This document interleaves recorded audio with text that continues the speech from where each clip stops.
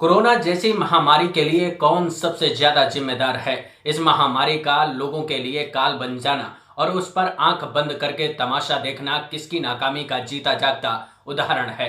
क्या किसी पर ज्यादा भरोसा करने की कीमत इस देश के नागरिक चुका रहे हैं या फिर किसी के नाकारेपन की सजा इस देश के नागरिक भुगत रहे हैं? या फिर इस देश के नागरिक कोरोना महामारी के आंकड़ों की तरह बस एक आंकड़ा भर हैं? क्यों इस देश के नागरिक के जीते हुए देश के नाकाबिल शहंशाहों के नकारेपन के आगे हार गया?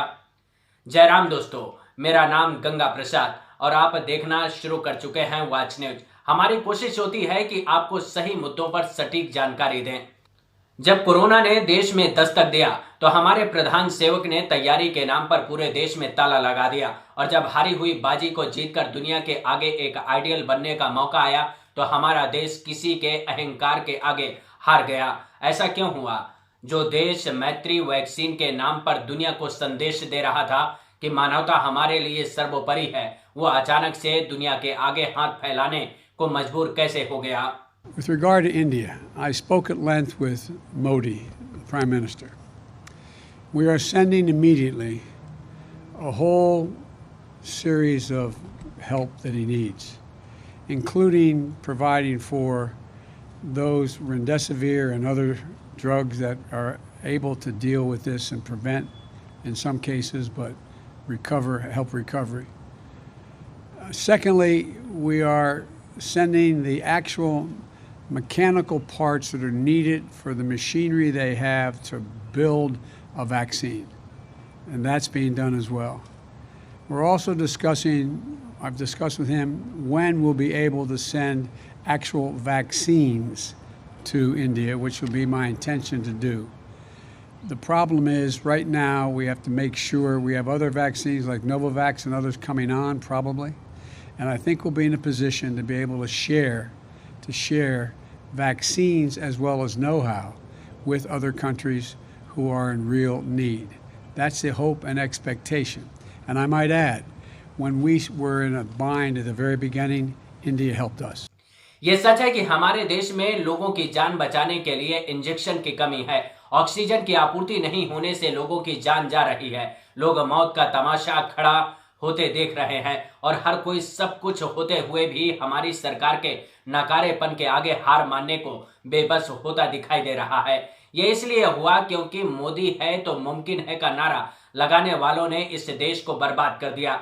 अपने सियासी फायदे के लिए देश के लोगों की जान को दांव पर हमारे प्रधानमंत्री ने खुलेआम लगाया, क्योंकि उनको रोकने वाला और उनसे सवाल करने वाला कोई नहीं था और वो खुलेआम कोविड गाइडलाइन का उल्लंघन करते रहे, चुनाव प्रचार करते रहे, सरकार बनाने और बिगाड़ने का खेल खेलते रहे। इस नकारेपन से देश की मीडिया ने भले ही मुंह फेर लिया हो, लेकिन दुनिया ने हमारे प्रधानमंत्री को आईना दिखाने का काम कर दिया और स्वतंत्र होने का ढूंढ पीटने वाली भारत की मीडिया को करारा तमाचा भरे बाजार में मारा है। विदेशी मीडिया ने भारत सरकार से पूछा है कि कोविड मरीजों की बढ़ती रफ्तार के साथ ऊंची उड़ती इमारत को क्या नाम दे? क्या ये हमारे प्रधानमंत्री मोदी की नाकामी का जीता जागता उदाहरण नहीं है? क्या ये हमारे सियासी नाकारेपन की सच्चाई नहीं है? क्या ये लोग उन बेगुनाहों के हत्यारे नहीं हैं जिन्होंने सरकारी नाकारेपन के आगे अपने ही देश के सिस्टम की दहलीज पर आकर दम तोड़ दिया? कितने लोग ऐसे हैं जो चंद सांसों के इंतजार में अपनों के आगे घुट घुट कर मर गए?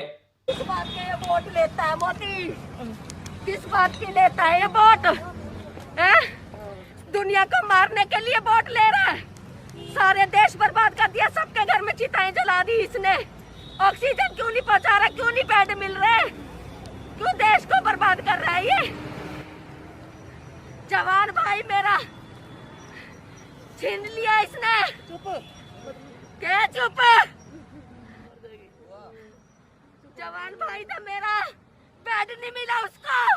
पूरे दिल्ली में घूम लिए उसको ले लेके, उसको बेड नहीं मिला, ऑक्सीजन नहीं मिली। कौन जिम्मेवार है इसका? मोदी की दिल्ली सरकार कौन जिम्मेवार है? कौन सवाल करेगा? कौन पूछेगा इनसे? जिनके घर उजड़ गए, जिनके बीत रही है, हमें पता है हमारे पर आज क्या बीत रही है, हमें पता है।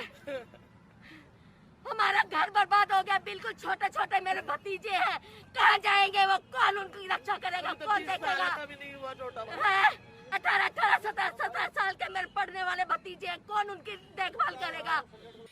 इस सच को हमारे देश का मीडिया दिखाए ना दिखाए, लेकिन दुनिया ने हमारे प्रधानमंत्री के नाकारेपन को सबके सामने ला दिया। उससे मीडिया को आईना दिखा दिया जो एक कुएं के मेढक की तरह गुलाम हो गया, क्योंकि हर दिन हजारों लाशें जल रही हैं और हजारों लोग अपनों के अंतिम संस्कार के लिए लाइनों में खड़े हैं। इस सच को मीडिया से नाता रखने वाले वरिष्ठ पत्रकार और फिल्मकार विनोद कापड़ी ने दिखाने की कोशिश की है।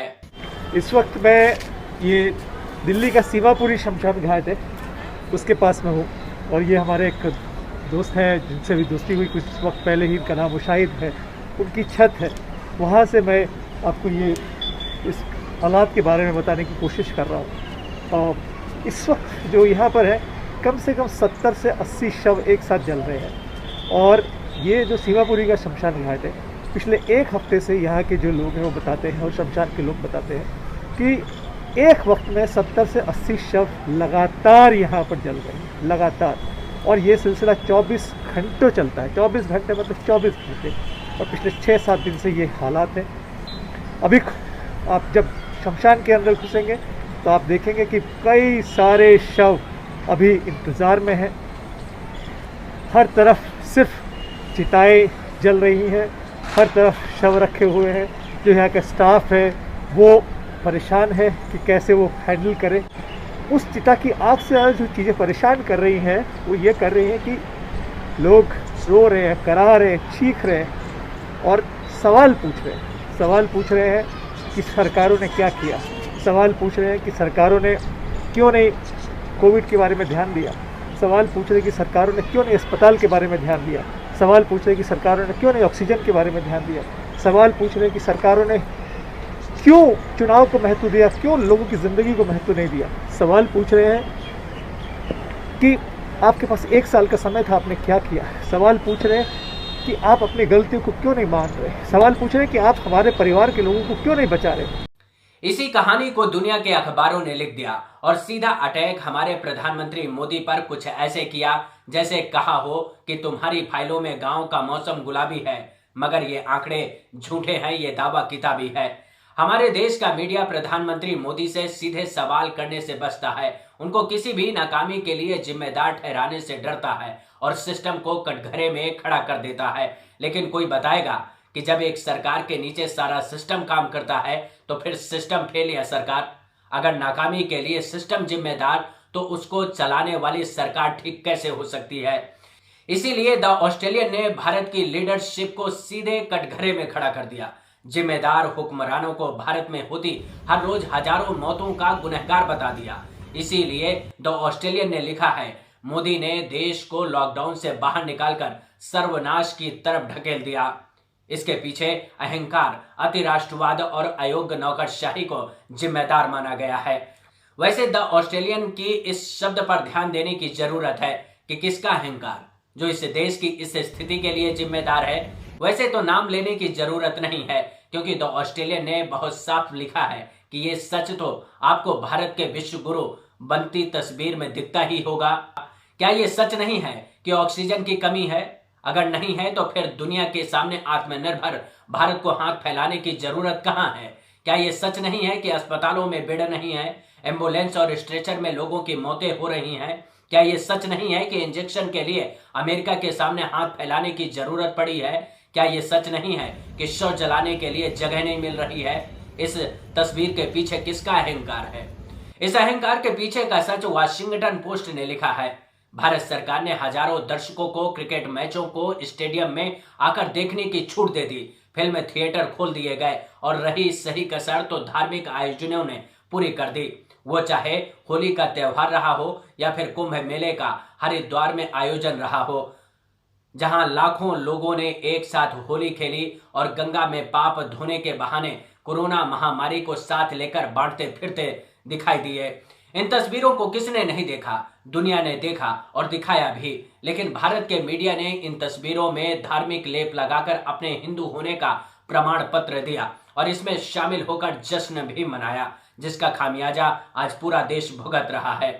जब बिहार में विधानसभा चुनाव का ऐलान हुआ तो हमारे देश के प्रधानमंत्री ने एक बार नहीं कहा कि कोविड संकट टला नहीं है, इससे बचना होगा, चुनाव प्रचार छोड़ना होगा, संकट की घड़ी में लोगों की जान बचाना जरूरी है। लेकिन हमारे प्रधानमंत्री ने अवसर का फायदा उठाया और कोविड गाइडलाइन की धज्जियां उड़ाते हुए जमकर लाखों की संख्या में एक जगह भीड़ जुटाकर प्रचार प्रसार किया। बात यही नहीं रुकी, बंगाल चुनाव सामने दिख रहा था। ऐसे में 5 राज्यों में विधानसभा चुनाव का ऐलान हुआ और एक बार फिर बीजेपी के स्टार प्रचारक और हमारे प्रधानमंत्री मोदी लाखों की भीड़ आने का जश्न मनाते दिखे। आज आपने ऐसा दम दिखा दिया है, ऐसी ताकत दिखा दी है, मैं जहां देख सकता हूं मुझे लोग ही लोग दिखते हैं, बाकी कुछ दिखता ही नहीं है। ऐसा जब हमारे प्रधानमंत्री खुद कर रहे थे तो कैसे और किस मुंह से देश के लोगों को घरों में रहने का पाठ पढ़ाते। इसीलिए कोरोना संक्रमण की बढ़ती रफ्तार के बीच बीजेपी का बंगाल में चुनाव प्रचार बेलगाम जारी रहा। इसमें न गृह मंत्री अमित शाह पीछे रहे, न ही बंगाल की मुख्यमंत्री पीछे रहीं और न ही तमाम विपक्षी पार्टियों ने मौका छोड़ा। आज हालात किसी से छिपे नहीं हैं। हर दिन हजारों की संख्या में मौतों का तमाशा हमारा देश देख रहा है। जलती चिताओं और उठती चीखों के बीच किसी को कुछ नहीं सोच रहा है। हर कोई अब भगवान भरोसे जी रहा है। इस सच को दुनिया ने देखा है जो उनके अखबारों की हेडलाइन बन गई। फोर्ब्स ने लिखा है कि जो जमीन पर तस्वीर दिखाई दे रही है वो भारत के आंकड़ों से जुदा दिखाई देती है, क्योंकि हर दिन भारत सरकार के आंकड़ों के मुताबिक 2000 लोगों की मौत हो रही है और 3 लाख से ज्यादा कोविड केस सामने आ रहे हैं। ये बात सच है कि हर दिन गुजरने के साथ कोविड मरीजों का ग्राफ बढ़ता जा रहा है। जैसे जैसे मरीजों की संख्या बढ़ रही है वैसे वैसे कोविड से मरने वालों की संख्या में भी बढ़ती दिखाई दे रही है। ये आंकड़े 11 अप्रैल से 26 अप्रैल के बीच के हैं, जिनको देखकर बहुत साफ पता चलता है कि सिर्फ 15 दिन के अंदर कोरोना मरीजों की संख्या डबल से भी ज्यादा हो जाती है, लेकिन मरने वालों की संख्या में तेजी दिखाई दे रही है। 11 अप्रैल को करीब 1000 से भी कम लोगों की कोविड से मौत की सरकार ने पुष्टि की थी, लेकिन 15 दिन में करीब 3 गुना लोगों की मौत होने लगी। इस महामारी के लिए अगर कोई एक आदमी जिम्मेदार है तो वो सबसे बड़ा गुनहगार हमारे देश का प्रधानमंत्री है, जिन पर सबसे ज्यादा लोगों ने भरोसा किया, लेकिन उन्होंने अपनी आकांक्षाओं को पूरा करने के लिए वो सब कुछ किया जिससे लोगों की जान खतरे में पड़ गई।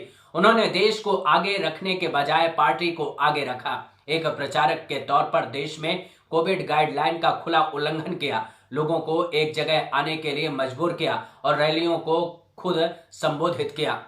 इसीलिए यूके के गार्जियन ने अपने संपादकीय में लिखा, देश की इस विनाशकारी तस्वीर के लिए प्रधानमंत्री मोदी का अति आत्मविश्वास जिम्मेदार है, जिनको गलतियों को स्वीकार करना चाहिए और उन गलतियों को सुधारना चाहिए। लेकिन क्या आपको लगता है कि आपके प्रधानमंत्री खुद की गलती को स्वीकार करेंगे? इस बात को शायद ही कभी मानेंगे कि वो हजारों लोगों की मौत के लिए सीधे तौर पर जिम्मेदार हैं, क्योंकि अब तक करीब 2 लाख से ज्यादा लोगों की कोविड से मौत हो गई। लेकिन बिहार और बंगाल समेत 5 राज्यों में चुनाव के बाद कोविड से मरने वालों की संख्या में भी तेजी दिखाई दी। इसके पीछे की वजह न्यूयॉर्क टाइम ने अपने अखबार में लिखा है। उसने सीधा आरोप मोदी सरकार पर लगाया है। सरकार के गलत कदम और रणनीति के चलते कोविड महामारी ने भारत को हाई रिस्क जोन में ले आई, जिसका भारी खामियाजा भारत के लोगों को अपनी जान देकर चुकानी पड़ रही है। वैसे तो टीकाकरण भारत के लिए एक अच्छा विकल्प हो सकता था, लेकिन टीकाकरण में हो रही देरी के चलते भारत इसका फायदा उठाने में कामयाब होता दिखाई नहीं दे रहा। ऐसे में माना जा रहा है कि अगर ऐसा ही चलता रहा तो भारत में आने वाले समय में इन तस्वीरों से ज्यादा और खतरनाक तस्वीरें दिखाई दे सकती हैं। अगर भारत इस महामारी से निकलना चाहता है तो भारत को अब अच्छा बैकअप प्लान तैयार करना होगा। तो कहानी जितनी सिंपल दिख रही थी अब उतनी सिंपल रहने गई है। जिन लोगों को मोदी है तो मुमकिन है पर भरोसा है, उन लोगों को चिताओं से जलती लाशों और उनके परिजनों से जाकर बात करनी चाहिए, तब जाकर असल भारत के दर्दों को समझ पाएंगे, क्योंकि उन्होंने अपनों को खोने का दर्द सहा है और उस सिस्टम की दहलीज पर जाकर दम तोड़ा जहां आने पर जान बचाने का भरोसा था, लेकिन उस भरोसे के आगे उनके अपने हार गए, जिनको सुधारने का वादा प्रधानमंत्री मोदी ने स्वयं लोगों से किया था। इस वीडियो में इतना ही, लेकिन वीडियो को लाइक करना और चैनल को सब्सक्राइब करना मत भूलिएगा। इस पर अपने विचार शेयर करेंगे तो हमको भी अच्छा लगेगा। इसके साथ ही मैं अपने सभी वीडियो टेलीग्राम में डालता रहता हूं, तो चैनल को ज्वाइन कर लेंगे तो मेरे हर वीडियो का नोटिफिकेशन आपको मिलता रहेगा। नमस्कार।